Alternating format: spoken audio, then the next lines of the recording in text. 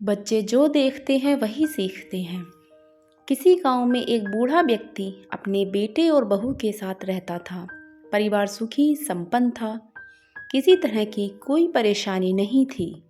बूढ़ा बाप, जो किसी समय अच्छा खासा नौजवान था, आज बुढ़ापे से हार गया था। चलते समय लड़खड़ाता था। लाठी की ज़रूरत पड़ने लगी। चेहरा झुर्रियों से भरा चुका था।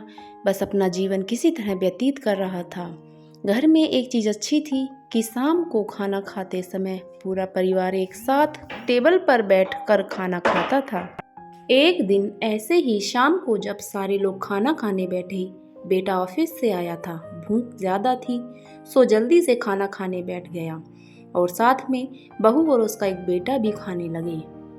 बूढ़े हाथ जैसे ही थाली उठाने को हुए, थाली हाथ से चिटक गई। थोड़ी दाल टेबल पे गिर गई। बहू बेटे ने घृणा दृष्टि से पिता की ओर देखा और फिर से अपना खाने में लग गए।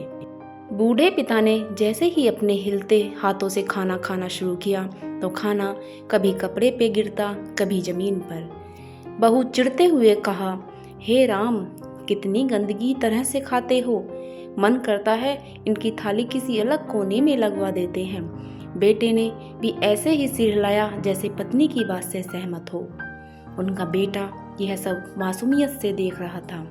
अगले दिन पिता की थाली उस टेबल से हटाकर एक कोने में लगा दी गई। पिता की डबडबाती आंखें सब कुछ देखते हुए भी कुछ बोल नहीं पा रही थीं। बूढ़ा पिता रोज की तरह खाना खाने लगा। खाना कभी इधर गिरता, कभी उधर। छोटा बच्चा अपना खाना छोड़कर लगातार अपने दादा की तरफ देख रहा था। माँ ने पूछा, क्या हुआ बेटे, तुम दादाजी की तरफ क्या देख रहे हो और खाना क्यों नहीं खा रहे? बच्चा बड़ी मासूमियत से बोला, माँ, मैं सीख रहा हूँ कि वृद्धों के साथ कैसा व्यवहार करना चाहिए।